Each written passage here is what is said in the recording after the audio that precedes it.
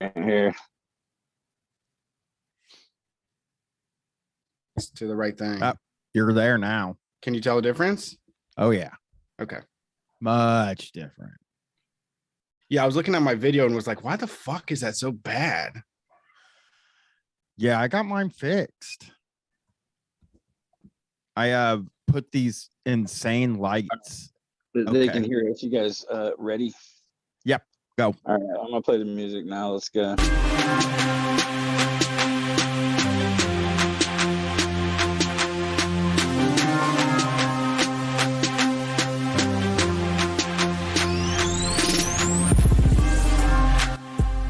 Hey, Street Fight listeners. It's Wednesday night. We're doing the show. You've heard about it, maybe, or maybe not. Most of you have. We've been doing it for 10 years now, so I know the late night crew has been missing out, but we did change the new start time to around 7 p.m. on Wednesday nights, so that way Brian can watch wrestling, and I can cuddle my kid before bed, so it works out for everybody. We will be live again this Sunday night, 8 p.m. to 10 p.m. We're taking phone calls from all y'all. Let us know what's up. We want to hear from you and know what's going on in your life. But for now, it's just me and Brian. Nobody else gets to talk. Unless you want to jump into chat. You know, we do read the chat. And that's all I got right now. We are also on WCRS LP-FM in Columbus, Ohio. It's the local community radio station. Please add them to your dial and consider checking out WCRSFM.org for more shows to listen to, more Street Fight than anywhere else in the world. And if you want to support what we do, head to patreon.com/StreetFightRadio, where you get bonus episodes once a week for just $5 a month. And they are good. Brian handles them mostly, but we did one with your Kickstarter. No, we didn't. That's a main episode. I don't even know when we did for the bonus. You know what? We're doing one. Out. We're doing one tomorrow. Okay. We're gonna watch Kirk Cameron Saving Christmas with me, you, and John Cullen. Odd movie, very odd movie. I'm just gonna let everybody know that's the Patreon episode for Christmas Eve, so you can listen to us talk about a Christmas movie on Christmas Eve. Yeah, this year. Fellow worker. Yeah, go ahead. It's a fucking weird movie, dude. I can't wait for you to watch it because there's a good I wouldn't say 3/4 of it. I would say 65% of it takes place with two guys just sitting in a car. So that's interesting. Choice. I'd rather to see make a fast food review if that's what I'm going to be watching. well, it's got some weird shit in it. I promise you that. So how's it going? How you doing? I had a. Did you mean to ask, or did you just mean to say that and then tell me how you're playing? No. Go for it. No, it's fine. Yeah, go ahead. What were you saying? No, I was saying like I had a weird therapy yesterday for the first. I think this is the first time it's ever been as weird as it was. That's fine. Yesterday. Oh yeah, it got real strange. I've never had a weird therapy. You've never had a therapist like just sort of give you a little bit of themselves, and you're like, bro, you're as weird as I am. You might be weirder than me, I think. Oh no, my guy was cool. My guy was like, he's like, don't feel bad about smoking tobacco. He's like, what, you used to smoke a pack a day? He's like, I go to like a blues bar like once a month. I smoke a cigar all to myself. I don't give a. He's like, it's not a problem. It's a choice I want to make, and I enjoy it. He's like, if you're gonna do bad stuff, enjoy it and own it. Don't feel bad for the stuff that you're doing, though. You know, that was like the most I got out of him. I actually told him I quit smoking 2 weeks ago, and he really gave me a big ups there. I did get that, like a little like, that was smart, bro. Good job. And I am 15 days in and still want to smoke all the time. I forgot it takes like a month to really get on the other side of it. Yeah, I mean, sorry, it's longer than that. But if that's what it'll take you to get to a month. No. I mean, the actual physical withdrawals take about a month. And then after that, it's just kind of like, hey, I wish I was, you want to smoke because smoking is fun in a way after that, which is like, I can beat that a lot easier than that shitty feeling of just being like, oh, I feel like crud because I can't smoke. But like, I was feeling really bad right before I quit. So I guess like it's good that I did it. And I'm feeling pretty good about it. So there is that. But I also, so I'm talking to this guy and I'm like, man, it's fucking really weird. It's really weird, he's like, you should feel really good about where you are in life. And I'm like, I do most of the time feel pretty good about where I've made it in life. And he was like, well, what are the times that I'm explaining to him like, well, I don't know, like I do everything that I do knowing that I do a thing that is kind of going to always be sort of underground, and I like it, but like you do want that type of success where everybody in your life that ever knew you growing up and thought you were a loser has to admit to you that you're a winner. And so I said that to him. That's what I want. I want the people to call me and be like, Brian, I thought you were such a fucking loser, but now you're such a big winner. You're the most famous guy in the world or something. And he was like, yeah. And I was like, yeah. He was like, what would that look like? And I go, I don't know, like a TV show on Netflix or something. I don't fucking know. He's like, if that happened, you'd have to add a gay person to your show. And I was like, what? And then I got like real nervous that he was homophobic. And he wasn't.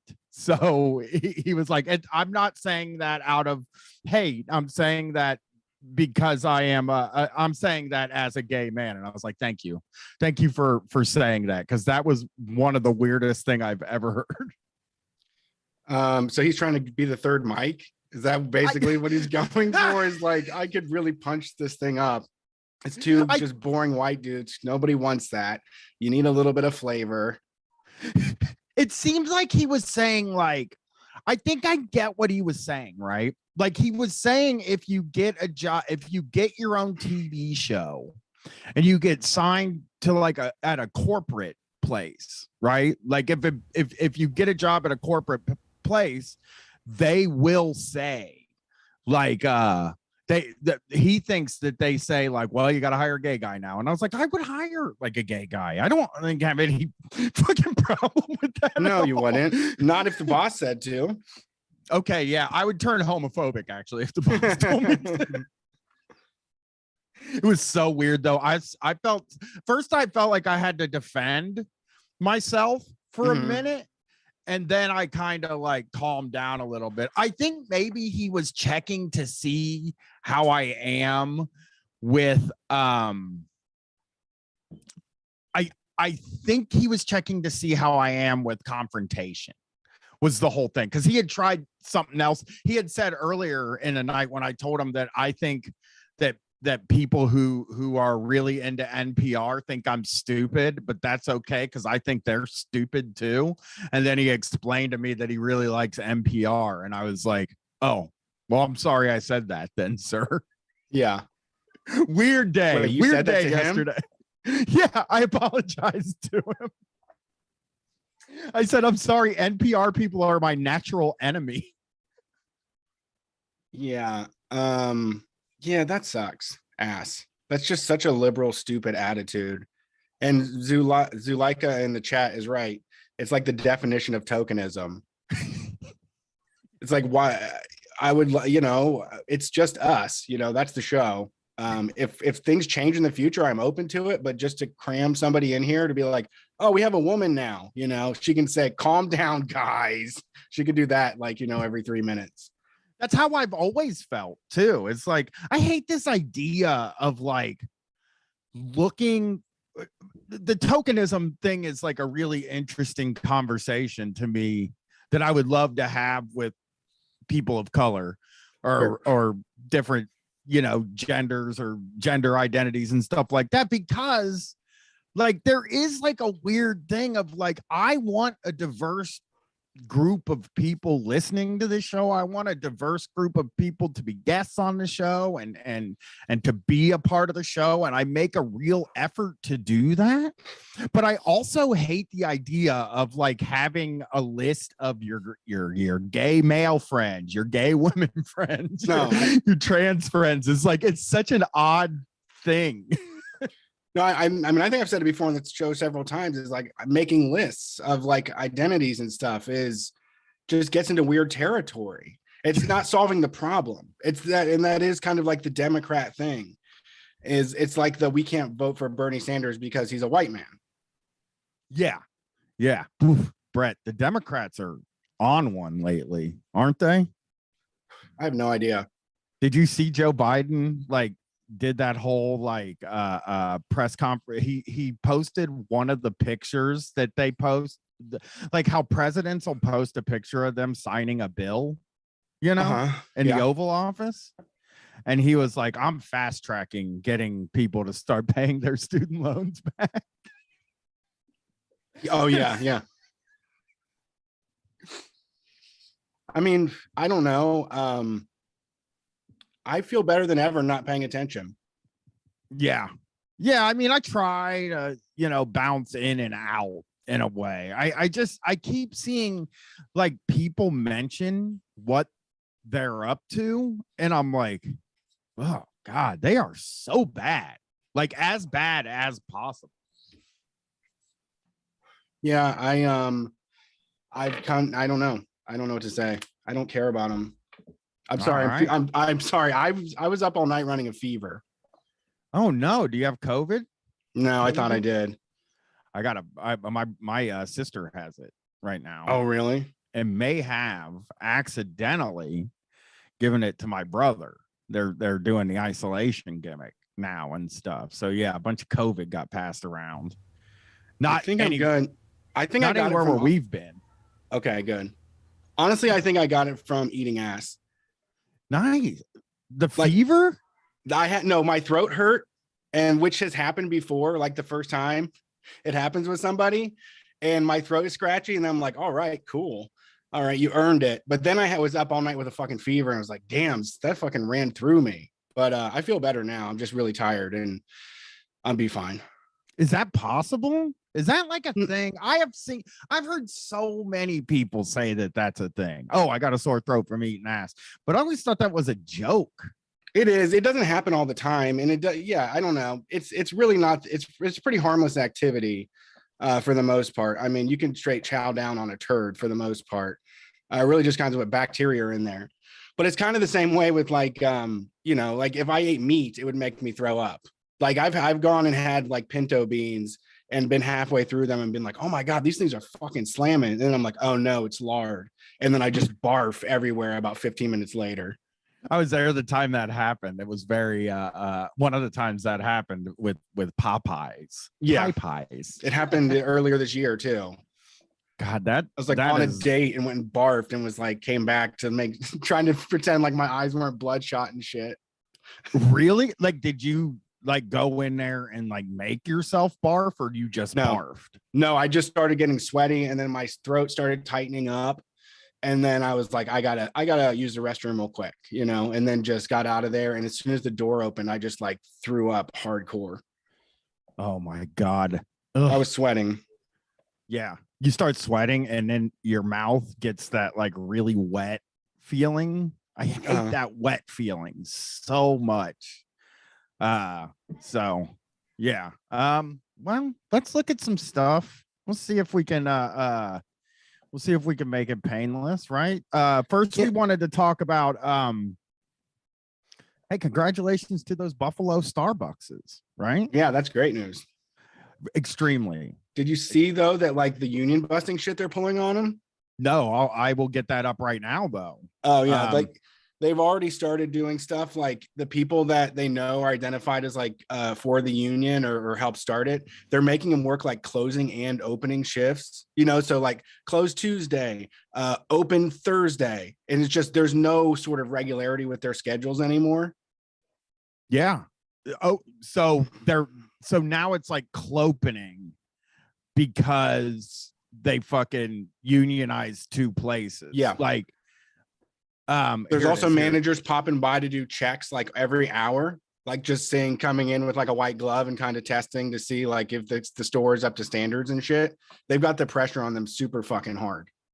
Yeah, he says after votes were counted by the NLRB, a second cafe on Camp Road narrowly rejected the measure. An outcome organizers plan to challenge. Union organizers and their attorney claimed there were voices that weren't heard. I don't accept that as a as the full number at the end of the day. It being 12 against and 8 in favor, just because, as I know that there are people in my location that did not get their ballots counted. Gianna Reeve, a shift supervisor at Camp Road Starbucks, told Yahoo Finance on Friday. Meanwhile, results from the third store were unclear as of Thursday's vote because ballots were challenged during the counting process. However, Reeve is still counting it as a win. At the end of the day, it really doesn't matter. Honestly, if Camp Road chooses to organize or not, because the battle was getting from 0 organized Starbucks locations to 1 Starbucks location organized. And now we have 2, Reeve said. So here's some of the accusations. According to Reeve, Starbucks, which publicly opposed the union vote, had closed down one of the locations in the area and allowed those employees from that store to work at the third cafe on Genesee Street for about 2 weeks. The company then declared them eligible to vote, according to Reeve. We've always kind of theorized that this was the union busting tactic from Starbucks to kind of stuff the ballots. We are declaring, so that's one of the things they did, right? I got their union Twitter up. I'm like kind of trying to find it. And Buffalo is, I wonder if it makes me wonder also if Buffalo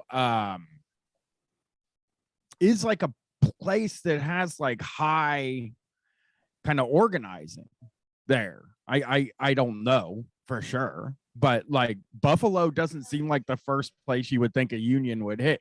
You would think it would be like Portland or fucking New York or something like that. Buffalo is like a really weird spot for it to happen.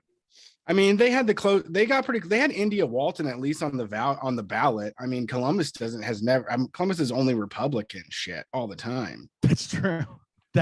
We have Andy Ginther. Oh, you're right. We have Democrats. Right? We have Democrats. I've never heard of a socialist campaign in fucking Columbus. No, it would have to be me or you, really. Right. Or one of the cool people in the DSA that every one of them would be like, no, I don't. I mean, like wanting to run as a socialist, that's really the worst, right? Like they're going to come out guns blazing at you if you get even close. They just put a sickle and hammer near your face, and a certain amount of people are never going to listen to you. Yeah. This is coming from SB Workers United on Twitter. If you want to follow them, we're getting this list. So they're doing the scheduling thing, which, to fuck with people's sleep. Managers are also recruiting new employees to form like an anti-union block. So they're hiring people and being like trying to flood them with like people that don't want to or aren't concerned with or say they won't be loyal to the union. Oh, that's great. Yeah. And then they're overstaffing, putting up to 12 people on the floor at once to make it like really annoying to work there. Yeah. Or even that people will get cut, right? Yeah. Yeah. Or that people will get hurt too. Yeah. Yeah. People could get hurt. People will end up not getting the hours. COVID pops off at that place, then like everybody's out. Oh God, that's another good point. It's like it makes the COVID unsafe. I mean, like, is this coming from like, I don't understand how like businesses deal with this stuff. We should. I'm gonna have to look and see if we can get like a organizer on Sunday to sort of talk us through some of this. I wonder if this happens at the very highest level of Starbucks or if this is like a regional manager making these kinds of decisions because they're just mad. No, it's absolutely Starbucks has all the money in the world to prevent this stuff from happening. They would hate to see this for another Starbucks to find out this is happening and think to do it themselves. Yeah. This is a top-down directive. There's somebody whose whole fucking job is to just union bus, to hand out materials, to do all that stuff, hand out materials, hire people, do advanced training for stores that are having a conversation. Yeah, it says also multiple union leaders have been given a final warning for minor disciplinary actions when they had no prior write-ups. So they're gonna like basically just fire people. That's great. Like this, I have to. The thing is, like, I swear on my life, I will never drink Starbucks again if they close this location. But I almost feel like I need to swear on my life now that I just will never drink Starbucks again. Right? Yeah. Like it feels like it's time because they're retaliating. Yeah, they're awful. I mean, they've been bad the whole time, but at least for now, it makes sense to not go there. Over the summer, I'm going to be too negative, so I won't say what I think will happen. But I mean, whatever. I mean, you go back to drinking in a year whenever it's okay to do it again, I guess. Well, it's when they close the stores. That was what I said. When they close these stores, then I will never drink Starbucks again. That was what I was coming from. Yeah. And but the stuff that I just told you, is that not enough to like give you a bad taste in your mouth about them? It is. I probably won't. I have really cut down on it lately. Although just going to Dunkin' isn't like something that's much better. It's true. I mean, you're fucked every way you go. I mean, and nothing that on this earth is acceptable. I mean, we've backed ourselves into a corner. We're supposed to feel bad for every fucking purchase that we make, but we have to make purchases all day. So why the fuck do we do this to ourselves? I know. Why don't we just fight? Why don't we fight back and beat up the bad people and do something real against the enemies instead of like looking to ourselves to make a change? Yeah. I mean, it hasn't been incredibly hard for me to never go to another BP again after the Deepwater Horizon spill. Like, I still don't go to BP. Because I'm just like, no BPs. I mean, it helps that they're like the worst gas stations. But also, yeah, I just have never gone back to one after that because I had decided that spill was one step too far for me and for BP. And I was like, I'm never going back there again. And then I never have. So I think I could do it. I've been pretty good about that. Well, no, that's not true. Never mind. I was going to say something about something stupid, but it was a lie. So I stopped. I mean, it's the same bullshit ass voting with your dollars line that came around during Obama. Like, we've worked ourselves to the same thing now. Where there's no way to change the Democrats or like the liberal attitudes or left or anything. And so this is all we get is like try to divest, I guess. I don't know. Don't drink Starbucks, the place that there's the most of in the country. Yeah. Like, don't go to the place that's convenient. But then it's like, it's one of those things like that is more of a personal feel better thing, like that more for me. Yeah. I mean, I guess you should. I mean, if it empowers you and makes you feel strong and stuff, I would say do it. I mean, I'm just a full-blown hedonist at this point where I think just focus on doing stuff that bring you the most happiness and ignore everything else in your life. Yeah, I understand that, but Starbucks doesn't bring me a ton of happiness, Well, that's what I'm saying. What if boycotting them would? Like, what if you wake up every day and you're like, fuck them in the mirror, and that is more energizing than a cup of coffee? You're right, dude. It used to always feel so good to say fuck Walmart. Yep. And also when you're in a conversation with somebody that goes there a lot, Yeah. Like, because there was a time, I don't think young people get this, and I'm just going to throw this out there. There was a time where like going to Walmart was an identity, and that time is basically over. I think it's Target now. It is Target, but even then, it's still not a super identity the way it was. Damn it. Can you hear me? Uh-oh. I think we lost Brett. Well, I'll just talk. It's not an identity like it is with, it's not an identity like it was with Walmart, because Walmart was like, you could go to a store and you could buy like one of those cutesy live, laugh, love gimmicks, right? Like it would, like one of those wood things with cute phrases and shit on them that said like, hey, if I'm not here, I'm shopping at Walmart. And I don't think you see that with Target very much. I think you just kind of see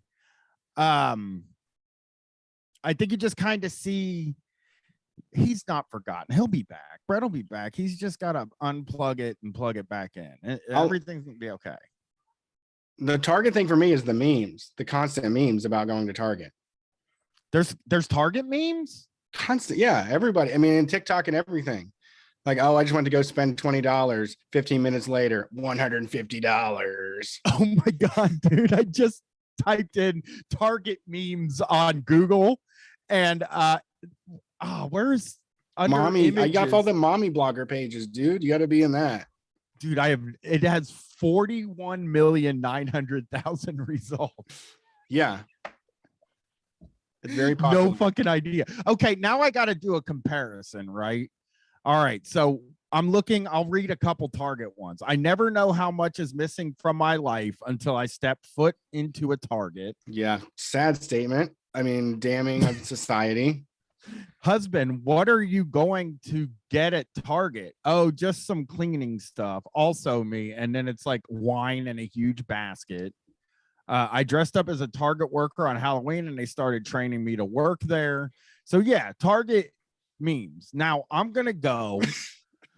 All right. Me at Target. I just need toothpaste. Also me at Target. Then woman dragging 2 carts. Now let's look up Walmart memes. Right. Yes. I'm interested. Yeah, this is like kind of a good comparison to how we feel about stuff, I guess. I mean, to me, the Walmart was always for poor people. I mean, most of the other stuff I see about Target is that it's like county jail, or like, what's his name? Larry the Cable Guy did a whole fucking bit on Walmart and how horrible it is to shop there. Well, the first Walmart meme says, even in these unprecedented times at Walmart, one thing hasn't changed. And then under the bottom, it's got a picture of a line and says, there's still only one register open.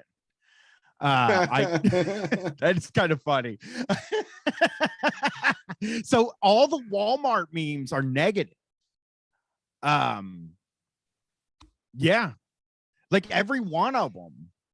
Meanwhile, at Walmart, is like a meme where it shows people having a rough time at Walmart. So yeah, dude, the Walmart identity is over. People in Walmart put the nail in that coffin. I know. And Target's like kind of hurting Walmart too, because like our Amazon is probably hurting Walmart the most because Walmart doesn't have that fucking design. Like the Target is smart because of design. Like it is the exact same fucking store, dude. The exact same store, but like looks better. So people feel like okay going there. I mean, it's similar to Aldi though. It's like, are you really getting a deal if they do advertisements? Like, are you really getting a deal if they don't just put the items in a box on the shelf? You know, like Walmart, you're forced to shop there because you're poor. Is like they are like have a certain amount of their demographic that are just they can't afford anywhere else. Yeah, it's the same thing because I just saw this story, Brett, earlier today, actually. And this has been a target of us a lot lately. But the Labor Department sharply criticized Dollar General's troubled history on worker safety, saying the fastest growing retailer in the United States has been putting its more than 150,000 workers in harm's way for years. And the people shopping there too. Dollar General? Yeah, I had to go get a Dollar General pickup for DoorDash, and they had just gigantic piles of dog food and boxes and shit packed through the aisle. I'm literally squeezing through multiple aisles to try to find stuff. So many fucking laundry detergents that could fall on top of your head. I had no idea. I haven't been in one in a while. And the last time, it's half warehouse, half store. It's ridiculous. They have no, like nobody. Everybody's there is just stocking. No one's allowed to work the register. There's like no logistics department at Dollar General. It's just a computer that keeps ordering stuff. It absolutely is. We read that. I mean, that cat litter story, I went there and I'm like, this is so fucking real. It's just they have an auto buy system where they just keep buying stuff and keep sending it to the store. And they're like, where do we put this? It's going to sit in a pallet in the middle of the fucking aisle. Yeah. I mean, the headline, but one of the headlines on here, the sub headline says Dollar General's business is booming. It's also vulnerable to crime. So I don't know why that is the case, but since 2016, the department's OSHA has proposed more than $3.3 million in penalty. Oh God, I'm sure fucking Dollar General's shitting their pants for safety violations at Dollar General locations around the country. These violations are typically for blocked electrical panels, obstructed exits, as well as forklift, housekeeping, and sanitation issues, which I so believe, other than the forklift, because I don't know. Is there really forklifts at Dollar General? I guess they might be talking about those things you push around, right? Now, they have to say hand truck, but also the kind of nerd that writes this stuff has never worked a hard day in their fucking life. Use the hand truck. Maybe they're talking about the warehouse though, too, probably. Yeah, it's possible. It's possible.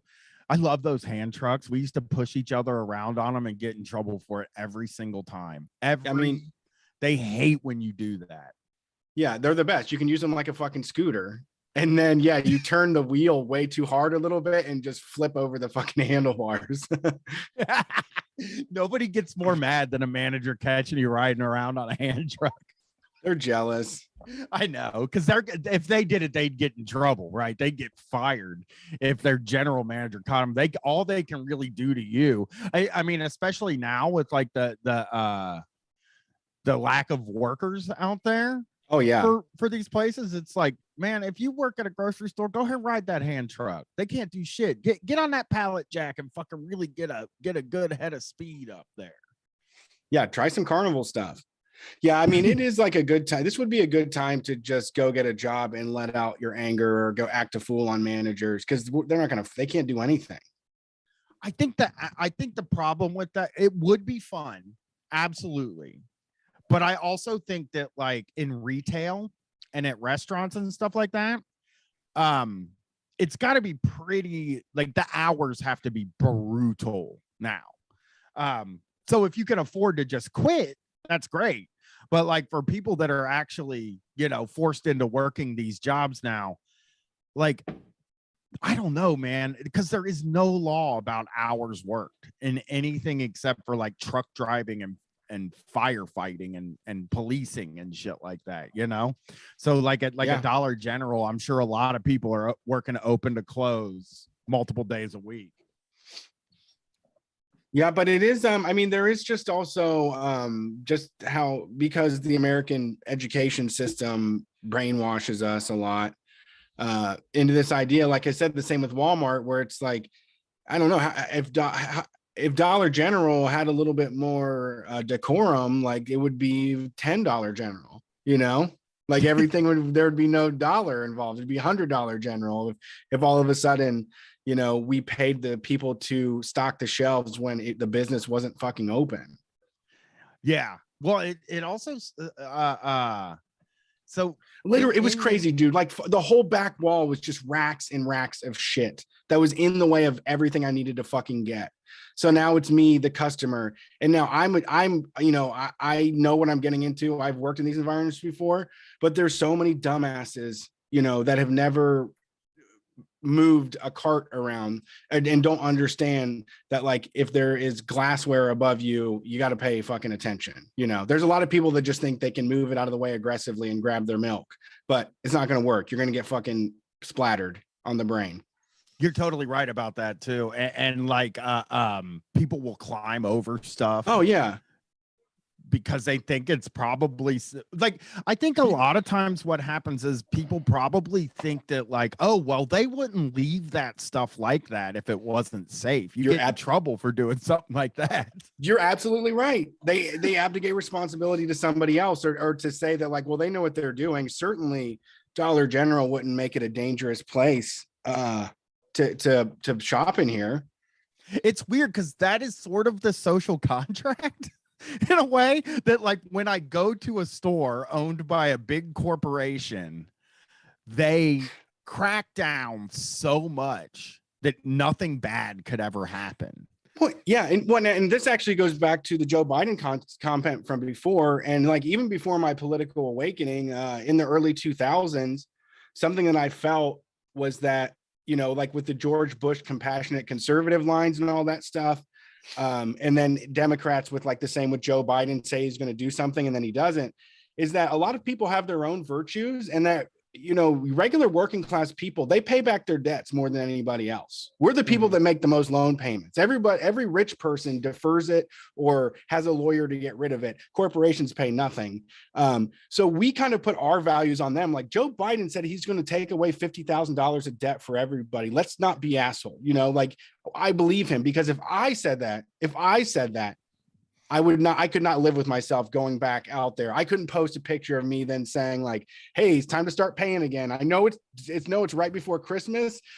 Slow down on the Christmas spending, because come January, your ass has a bill due. Yeah. Yeah.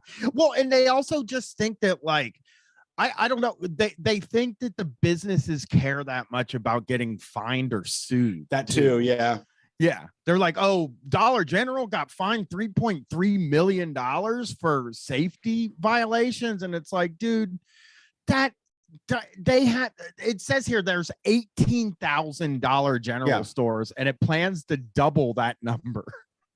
Yeah, they spent that much on like the board's Christmas party. Right. And they don't care what's in that store either. Like it says the company has a low cost, no frills business model. It does not disclose how much it pays its workers, but industry analysts say it's among the lowest in retail. They did say Dollar General has said it provides competitive wages and benefits, but they would say that. I mean, why the fuck not? I mean, you can say whatever. The power of the world is you can say whatever you want. It's like I was saying, whether you can live with it or not. Just find someone that will say whatever you want for the right amount of money and pay them instead of paying the employees. Yeah, Dollar General stores tend to be small and crowded with high shelves and piles of boxes and carts lining the aisles. Yep. Sometimes only one or two workers are on shift at a time. Former executives, store employees, law enforcement officials, and retail security experts told CNN Business last year that the company was failing to protect its workers from violent crime. Its thinly staffed stores and low-cost approach left workers vulnerable to robberies and other safety hazards, these sources said. At least $6 General employees have died during armed robberies from 2016 to 2020, according to a review of news and police reports. That is true. It is like people always, when I was growing up, this buddy of mine was at Kroger, right? And a guy came in there and he hopped the service desk with a knife and tried to rob the Kroger. And it didn't work at all. I mean, really?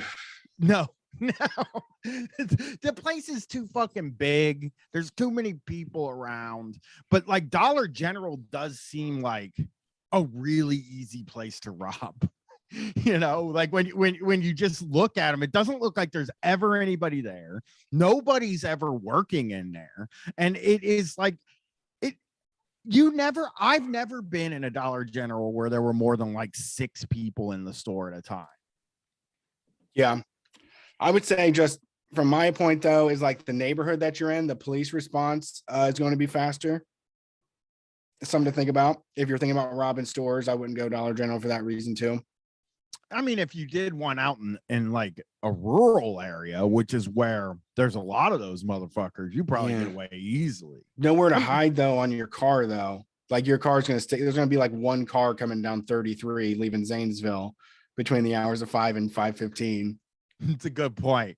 We should, that's our call-in prompt for Sunday. Hey, you call in Sunday and let us know what big retailer you would rob. What's the easiest retailer to rob? It's tough. I mean, a lot of them, I mean, the grocery stores always, I feel like, have security guards there.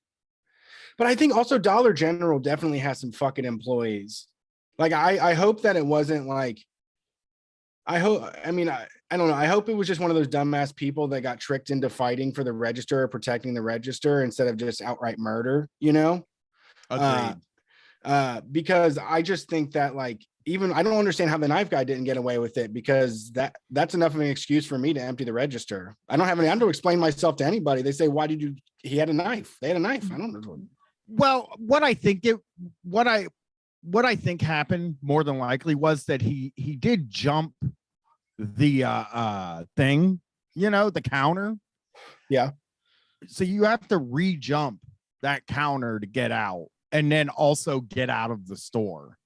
And I just think, like, that's a tall order right there to try to get out of the store, man. Like, that's the way to knock off any, like, liquor store, or that's why they put the glass up and all that stuff. But they usually stay on your side.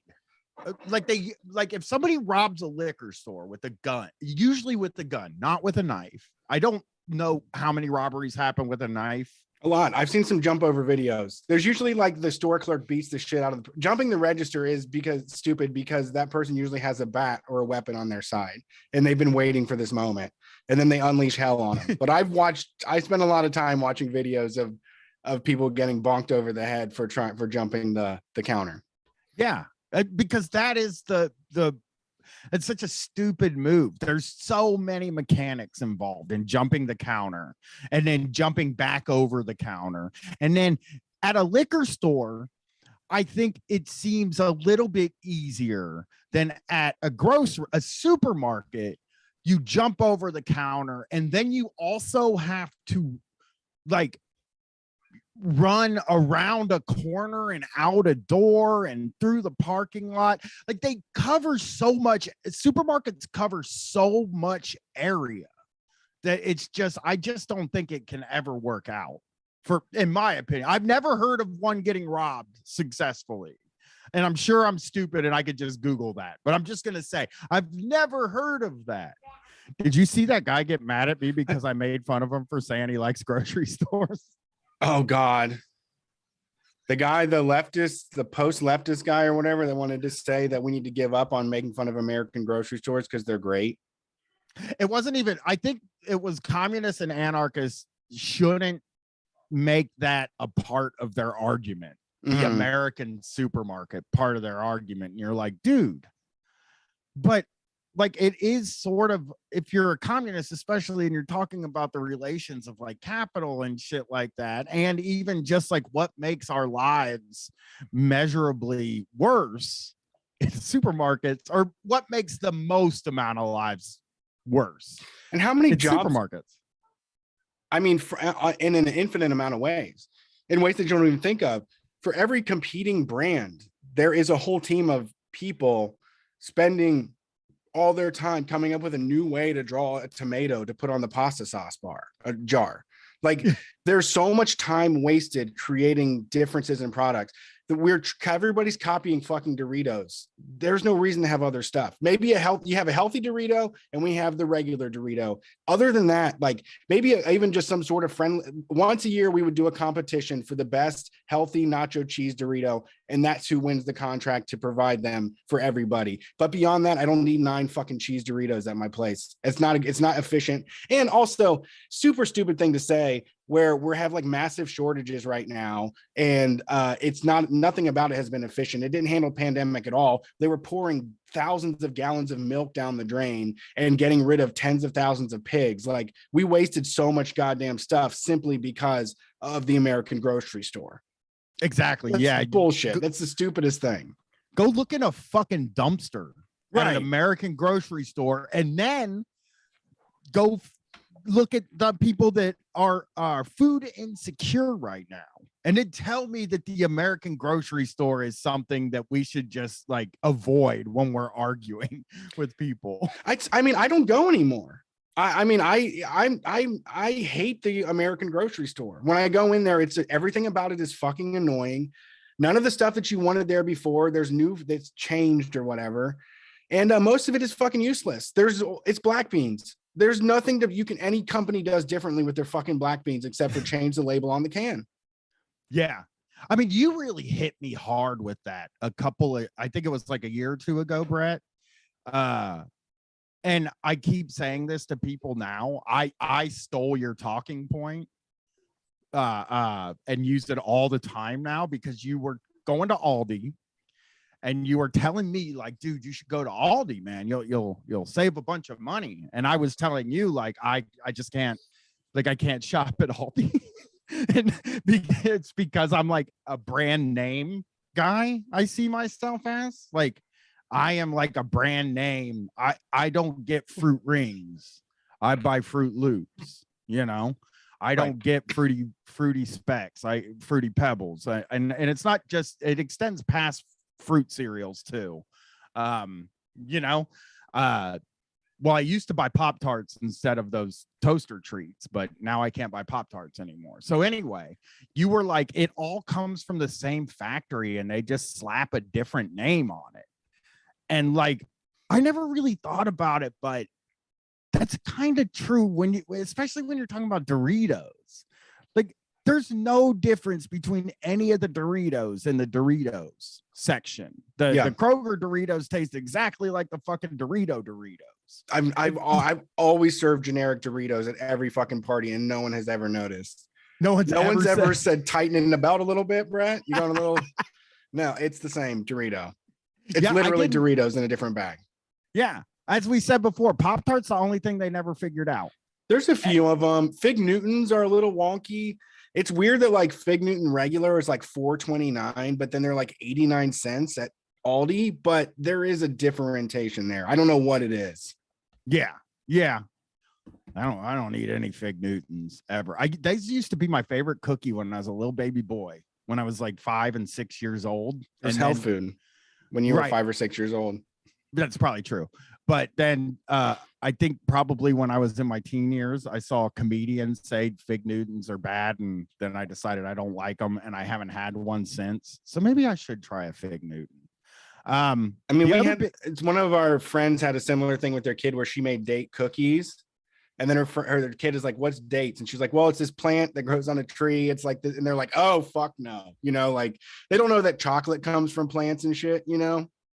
No. But they were like, just forget that I told you that this is like a natural ingredient because it's mostly sugar. Like people have been eating dates and figs because they're all sugar. That's why they're popular.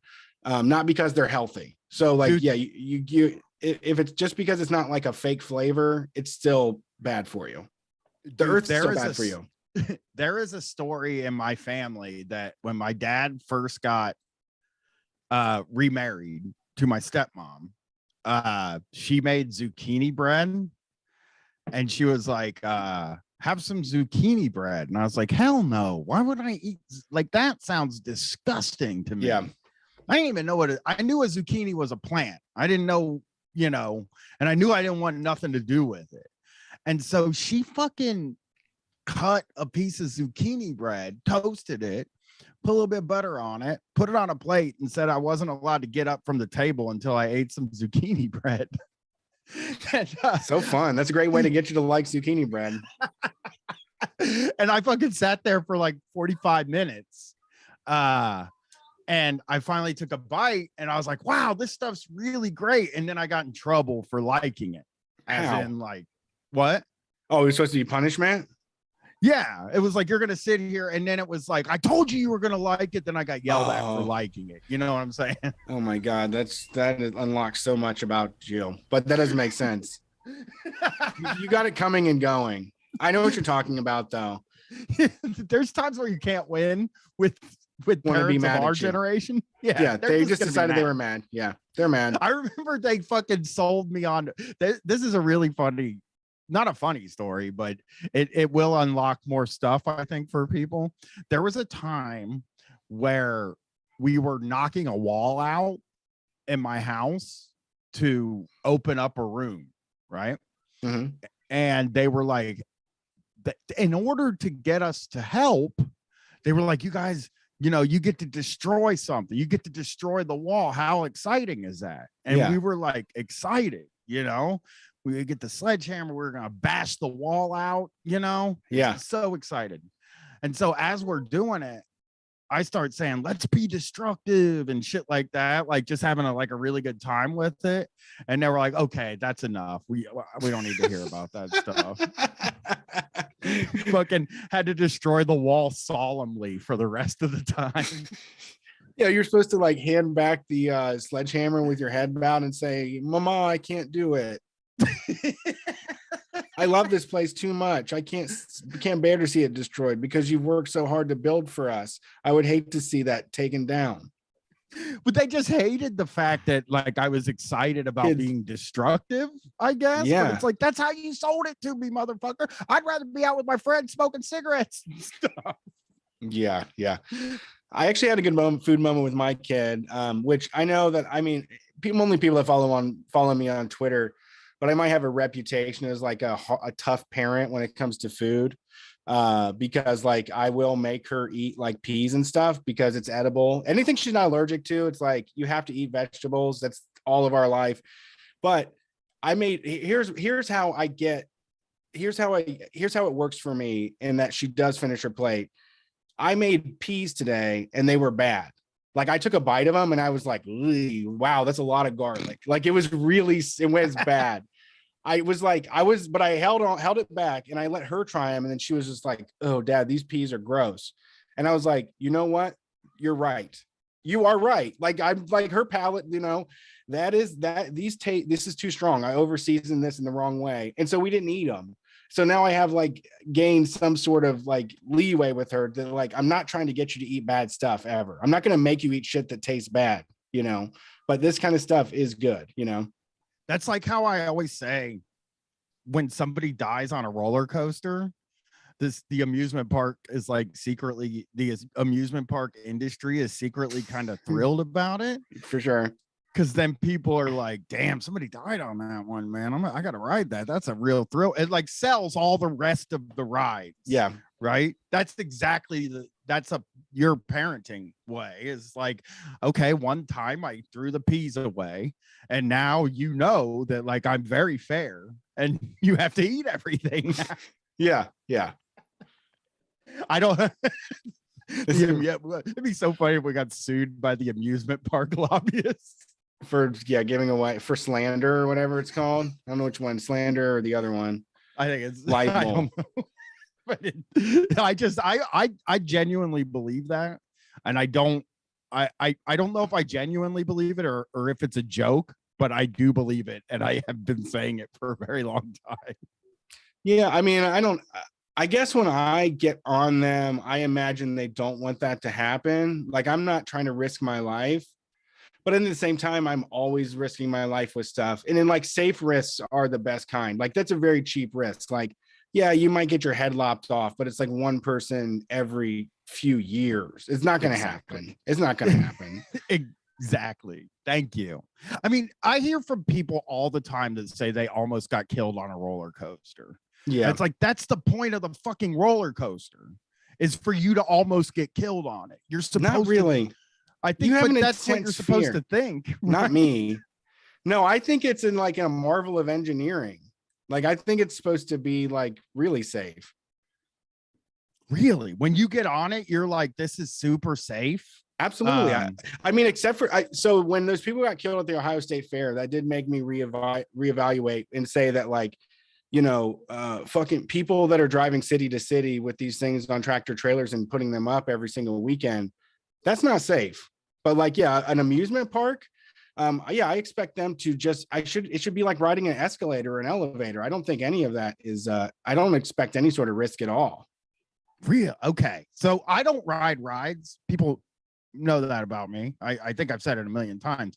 I always just assumed that when you people that ride rides got on rides, you were like, well, I mean, I'm trying to get as close to getting killed as I can. It's like doing DMT, I guess. Yeah. Yeah, but it's not. Yeah, I guess for you it would be. DMT, you are trying to feel a little bit of death. Roller coaster, once again, I think it's mostly geeks. It's mostly like scientists and math geeks, and then also hedonists and thrill ride people that are like, I can have this insane feeling in my body, and not die. You know, I can be whipped around like a rag doll, and it's 100% safe. That's what I'm thinking. Yeah. I get that. I mean, that's what my dad used to say all the time when he would try to get me on roller coasters, which I also got in trouble for a few times, like not riding roller coasters. But my dad would say, like, you can't get hurt on one. Like there's no possible way to get hurt. It's just whipping you around. So I always thought it was just a matter of the way that people's bodies react to stress more than anything. That's what I came to understand with a lot of stuff is just like, for me, I can remain calm and comfortable. Some people really feel like they're on the verge of death. And like, I would never do anything that made me feel that way. Yeah. I mean, I've considered, I think like all the times when I was a kid, when I was going to an amusement park, which I haven't been to an amusement park in probably 20 years now because I'm so afraid to ride. Gotta go. Charlotte's big enough and ready to go. Maybe we go this summer. Actually, this is something we could do off the air, but I was actually looking at these toboggan rides, you know, up near Cleveland, where you get going 50 miles an hour. Yes. And you have the little stick to like the stick brake. Yeah. So I could do that. Okay. I did an Alpine coaster at Asheville. It was one of the greatest rides of my life. An Alpine on the side of a mountain coaster? Yes. Yep. Okay. Yep. You're in a single car and you have two hand brakes that you can pull back on if you want to slow, but you're basically just swirling back and forth through the mountains. And it was like one of the best rides of my life. It was really good. I could probably do that too. I'm just literally only afraid of roller coasters. What about the Twister? What's the Twister? You got to tell me what the Twister is. Oh man, it's two big arms that hold two cars. Oh no. No. You don't like any rides then? No. You have to name the ride you like. Well, people listening to the show aren't going to get this unless they're from Ohio or Michigan, but the Iron Dragon is a roller coaster that I will ride. Okay, for coaster geeks out there, that's a suspended coaster where you're inside of a car. It's like air cushioned. It's really nice. It's a great ride. Might have been taken down by now too. There used to be one at Kings Island called like Adventure Ride thing, and I rode that. It's kind of a roller coaster, but it doesn't have a hill on it. I don't think I like the hill. The hill is basically where I'm like, I could do a whole roller coaster if it didn't have a hill. A deep, steep drop. No. I don't want to go down fast either. The dragon is the number is like the picture of the coaster on suspended roller coaster for Wikipedia. Oh, I know. And the Iron Dragon benchmark. I think that the hill's only 80 feet tall. Yeah. And I think like that really helped me to be like, okay, and I get scared every time I get on it anyway. No, I don't think there's any. I ride like the Spider. No, there's really nothing. I would ride the Spider. I would get scared on it, but I would like the octopus spider, the thing that kind of goes around in a circle and stuff, and up and down at the same time. Yeah, I might do that. I don't do the ship. You know, the pirate ship. Really? No. So you just that like tickle belly feeling makes you feel uncomfortable. Yeah, you don't know what to do with it. Well, the other issue is I won't even go up in the Eiffel Tower at Kings Island. So heights too. I'm not afraid of heights though. You just don't do them? I don't know. I worked on ladders my whole fucking life. I was a roofer, an industrial roofer. on top of fucking skyscrapers. You'll do it I for was money. working. So if at the bottom of the Eiffel Tower at Cedar Point, they said anybody that walks to the top gets $20, you'd grab it and walk. You'd stomp up it. If they gave me $9.50 an hour, I'd be willing to do anything. Okay, for $9.50 an hour, I'll do anything I'm asked. That would be amazing to get punch in at the bottom of the tower and then walk up, and then they like retro pay you. Yeah. Or whatever I'm trying to say. Yeah. Well, we got one last thing we need to talk about here. As catastrophic tornado approached the city Friday, employees of a candle factory, which would later be destroyed, heard the warning sirens and wanted to leave the building. But at least 5 workers said supervisors warned employees that they would be fired if they left their shifts early. For hours, as word of the coming storm spread, as many as 15 workers besieged managers to let them take shelter at their own homes, only to have their requests rebuffed, the workers said. So this is a candle factory. Yeah, this is awful. At least 8 people died in Mayfield Consumer Products Factory, which makes scented candles. By the way, scented candles don't have to get made at all. Like, you could take the night off from the scented candle business. Yeah, this is a moment where I feel, for some reason, when I was a kid, I thought being an adult meant having difficult conversations or tackling things that were bigger than us. And the problem that I have waking up every single day is that it saddens me that we don't have a conversation about the importance of scented candles and the importance of people's lives when it comes to getting Amazon shit to us overnight. And that, these managers that made them do that, we're not kind of management here, but I bet that lays on their soul for a very long time to think that they were a part of that. But also they were just following orders the way that everybody else does. And it's the system that we're in. It's the culture that we're in that puts this kind of pressure on people to say that you have to do your job. I mean, you're not the fucking post office. Like, the post office kind of backed themselves in the corner with that like slogan that they do. Yeah, but no rain, no snow, or whatever that is. Yeah, the candle makers, Amazon, any of this is unnecessary. I also want to know what the requirements are for safety, because when I worked at the Abercrombie warehouse, we had a tunnel underneath the warehouse that we were supposed to go to in extreme weather events. Did you ever go in it? Yeah, they did. We had to do drills like okay every 6 months or something. Because there was really nothing. I don't remember at Bath and Body Works warehouse what if there were tornado drills or whatever. Hearing that you went in there gives me a little bit of solace, because I kind of figured like it might be like the missiles at the Pentagon or whatever. Yeah, they're just a requirement. Yeah. That like maybe I guess it's there, but it's probably not. But at the cable company, they never told us what to do in case of us. They said don't climb poles if it's lightning out. They did say that, but I never would know what to do. Something about meeting new people and dating and not even just making new friends and stuff with my new single life. I've come to understand that like my ability to push boundaries and step over the line and do what I want is like not because I choose to do that. It's because it's my genetics, it's my upbringing, it's all of that. And where I would have felt no problem like getting out of there, I just know for most people, I mean, what keeps this world together is that folks are just unsure about their own intuition. We've created a system where people are forced into fighting for their life for their fucking job, and like, and it being really hard to change jobs, or it being really scary to think about finding a new one. And it's like, it's probably just another dumb storm.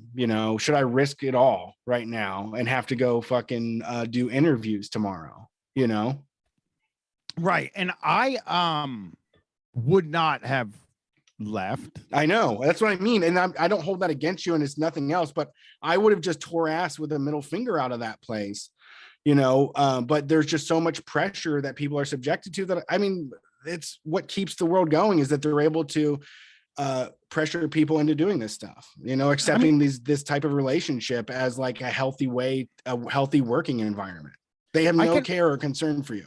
I can also hear this conversation happening in my head. Can we go home because there's a tornado? And then the manager like acts like you're joking or whatever. Yeah. You always want to go home. Are you serious? It's a 1 week till Christmas. We've got 10,000 orders going out tonight. And we have storm protocols in place. Don't worry about it. We'll let you know. And it's so weird that like also it's this Bob Ferguson, a spokesperson, said it's absolutely untrue. We've had a policy in place since COVID began. Employees can leave anytime they want to leave and they can come back the next day. He also denied that managers told employees that leaving their shifts meant risking their jobs. No, he doesn't. No, this is the thing is that this is what makes him go to bed at night and feel okay, is because he's on a don't ask, don't tell relationship. He wants the job done in a certain way. He wants these people treated like fucking shit until they subject to every word that gets set down to them. He does not want to know how the sausage is made. He doesn't want to know that the managers are down there sending threatening text messages to people saying that anybody that leaves tonight doesn't have a fucking job tomorrow. That happened all the goddamn time. Oh yeah. It's happened to every fucking workplace I had. Oh yeah, and again, we're snow emergency country. We're level 2 snow emergency company, and full of managers that just come up with every goddamn reason why we need someone to put numbers into a spreadsheet today, and you need to risk your goddamn life. Exactly. Oh yeah. I mean, when we're talking about level 2 and level 3 snow emergencies, is a thing they do in Columbus or in Ohio for counties. Brett's right. Like I've never had a job where you didn't have to come in a snow emergency. And also in city jobs too, there's lots of people that live in the country. You can get pretty rural and you can get a house for you used to be able to get a house for $100,000 if you're willing to drive 45 minutes every morning, So there's people that were on the road for an hour or more and totally not worth it. You're risking your life the whole time. Like there's no reason to be on the fucking roads. Yeah. I mean, I risked my life a bunch of times for $10 an hour, like a lot of time. I risked my life for $5 an hour. If I'm being honest, when I worked at the golf course, dude, they told us we had to come in at a level 2 snow emergency. Like they were just like, well, we're to roll silverware. The clubhouse is still open, so you got to come in. And it's like, and we're exempt from that because we're an essential service. Everything was an essential service. And like is an essential service in that situation. I know when I worked at the call center, they said call centers are exempt from snow emergencies because call centers have to be open. It's like, why do they have to be open? Why do you have to be able to call priceline.com? Yeah, the phone company, the power company, sure. But insuranceleads.com does not need to be open today. No, we don't need people trying to sell insurance agents today. I don't even know if the cable company really needed to be there in the 2000s. Suffer.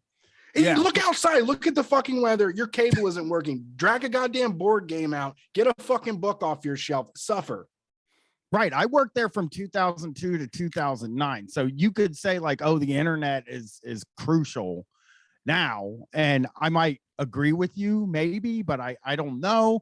But like from 2002 to 2009, the internet was not crucial, was not important. People were not cutting the cord. You could plug a fucking antenna in and get TV and watch TV.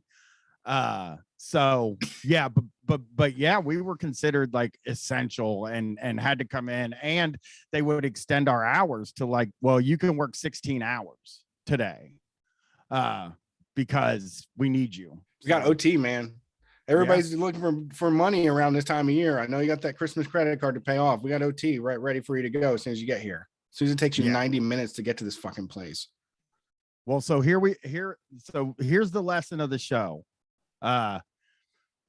buy generic stuff. And also, if they tell you you get fired for leaving during a tornado, just go. I don't think that's going to happen anymore, though. I think that those days, at least for a few years, are not going to happen. And I hate to say it, but I'm going to give you the real advice. If nothing happens and you call back the next day and you act real sad and you kind of tell them that like they're the boss, they'll hire you back. They don't want to train anybody else. All you have to do is say, hey, Megan, sorry I left last night. You know, I was just scared. I wasn't in my right mind, but you were right. I was wrong. Like always, you've always been like a mentor to me. You'll get your job back. You get your just say that to your boss. You can get any fucking job back that you want. My boss at the candle factory is my mentor. My mentor. Yeah. That is the show for this. Well, I have some notes. Okay. I'm going to start bringing notes so I can get my stuff in here. But I wanted to talk to you about this.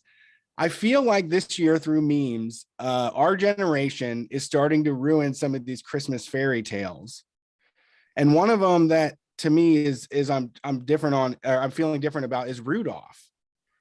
And that Rudolph was treated like shit by fucking everybody. And Santa Claus did nothing about it. And then he only wanted the motherfucker when he was useful.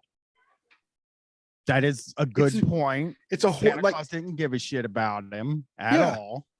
They made fun of him for being different. I'm not trying to be bah humbug about this. I still love Christmas, but like, man, I fucking hate listening to this song now because I'm like, I would get back at you way harder than Rudolph did. I would never fucking guide that sleigh. There'd be no Christmas that year if the 8 fucking people that made fun of me and their goddamn owner were like, hey, you're finally useful. Jump on the front of the sleigh. I haven't heard any Christmas music really this year, but that is a good point. They did bully Rudolph. And the same with the Grinch too. And the Grinch is that like he was born different and they treated him like shit and then he paid them back. And I also have the exact same attitude. I love Christmas. I still love the holiday. But like I am a Grinch and that like anybody that ever fucked with me like got it back through mischief. True. Through mischief is fine. Revenge through mischief, I think, is totally okay. Yes, Limburger cheese under their car seats or something like that. You know, get back at people. Yeah. So that was one thing. The other thing I wanted to mention was I was listening to the Trillbillies, and Terrence was talking about how this is a bad time of the year, which I'm sure most of our audience identifies with that. And was talking about making it through winter. I also have had a bad time, you know, earlier times in my life, it was like, oh my God, I feel bad for 3 months. Oh, now I feel better once it's spring again. And I didn't know what it was. I was kind of mad at myself and thought it was a me problem or whatever. And it does bug me, even though maybe in earlier times in the show where I would say like mindfulness is an answer or some sort of like meditation or something. But I think that is totally bullshit, you know, like to say that like because the weather gets bad in January and it makes you feel bad, you should all of a sudden become like a Zen monk is stupid and like totally not true. And I want to say for me, what I have had success over the last few years is just being completely selfish and doing everything and anything I wanted, you know, during January and February. Like if I want to play a video game for a whole weekend, I would do that. Like if I wanted to go to concerts and shit, I would fill up my schedule and spend this time of the year just being as selfish as possible. That's the only way to make it through, in my opinion, because you're not going to convince yourself otherwise.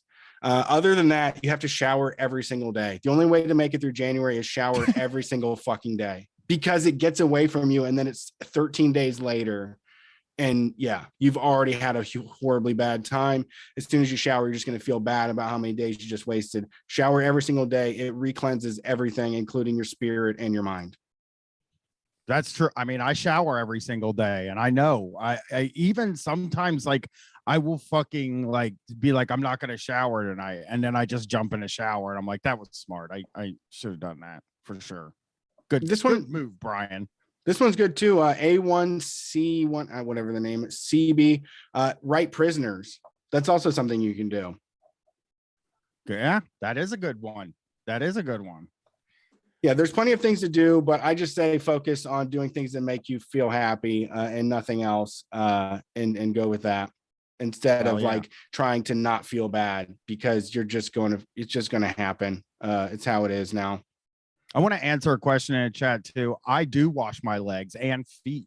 People think white people don't wash their legs. I wash all the way to my legs and the bottom of my feet. Just letting everybody know. I'm so glad to hear you say that, Brian. I do. Yeah. One of my favorite teachers ever, Mr. Graves, in the 3rd grade, when we did started our sex education thing, they gave us like deodorant and stuff. And he told us to wash the bottoms of our feet too. And I took that to heart and have done it ever since. I get in between my toes, I get the bottoms of my feet, and I wash my legs every single shower. I do too. It's good for exfoliation too. Keeps everything soft and supple. Everything on my body gets hit with the old scrubby. Thanks for tuning in. We're Street Fight Radio. We'll see you